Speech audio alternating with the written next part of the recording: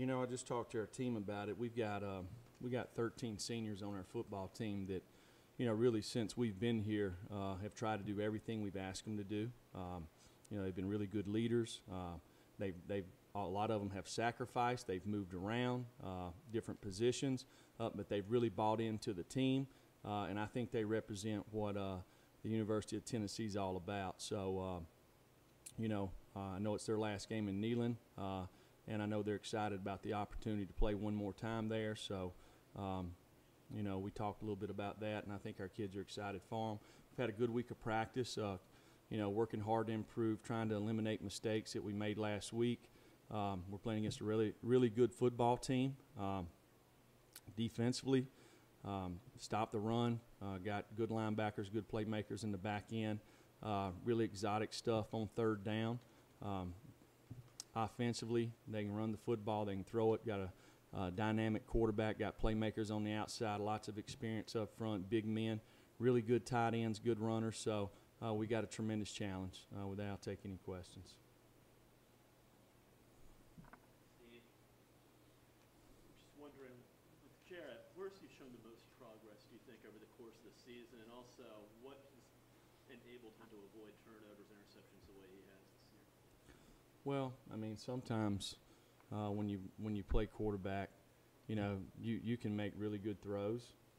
Maybe somebody drops the ball and you get an interception. You look at it vice versa. Sometimes you may make a really poor throw and the other team doesn't catch the ball.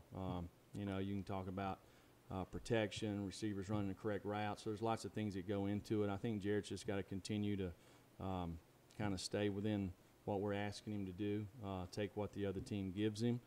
Don't hold on to the football. Get it out of his hand. Coach, just in terms of your program, understanding how to deal with adversity, the fact that the seniors bought into you the way that your staff, the way that they did, how much will that help lay the foundation for dealing with adversity, and not only coaching changes, but just adversity happening in their lives moving forward as players for the younger guys? Well, I think a lot of everybody in our program was hungry. You know, and from the first day we've got here, really led by our senior group, our guys have really bought into what we're trying to get done. It's not been easy, and we're a long way from being where we want to be, but we are making small steps, and we've done it the entire year. Sometimes it hadn't showed on Saturdays, but if we keep working hard in practice and in the classroom, you know, preparing the right way, I think we'll see progress. And I think these guys have done a really good job up to this point, doing it the way we've asked them to do it. And we've got a couple of weeks left here that we need to finish and do it the right way. David, Patrick, Austin. Jerome, when you're sort of putting together your early list and recruiting and looking at that, what are the things that are most important to you when you're identifying these are the offensive and defensive linemen that we want on those two spots? What are the things that you really look for and then prioritize when you're looking at those guys? Well, I think every position, you probably have a size and speed criteria. You know, if you're talking about D linemen, you want guys, obviously the bigger probably the better. You want guys that have twitch, that are instinctive, have power, can bend, play blocks the right way, can go from playing the run to playing the pass, can play multiple positions. O-linemen, you're looking for guys who can slide their feet, redirect, play with power, and then you talk about all the intangibles. You know, are they competitive? Do they play with toughness? They dependable? They have a positive impact on their teammates. You know, there's lots of things that go into it. Are they good students? Are they leaders? You know, so yeah, lots of those things. You can see on tape. Sometimes you can see in person. You see them in camp. But the more information you get, probably the more chances you have to be accurate. Jimmy, do you have any more clarity on Bryce's situation? How much has he been able to do this week? And also, has it been a normal week for Trayvon in terms of what he's been able to do for practice? Yeah, I mean, Trayvon practiced every day last week. We just decided on Saturday to give him one more week. Bryce has practiced every day this week, so those guys I would expect to be ready to go. You talked last week about kind of devoting a couple practices a week to younger players and doing some stuff like that. Kind of how did that get started? Is that something that you did maybe other stops or done No, really it was Coach Fulmer's idea.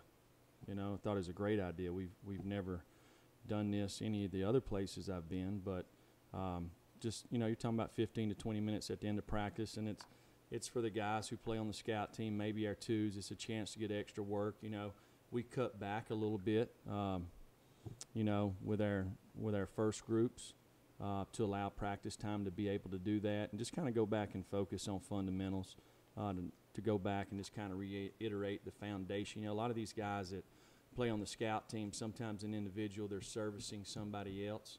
So it's a chance to go back and kind of cement a little bit of a foundation so they have moving forward. Austin and Graham West.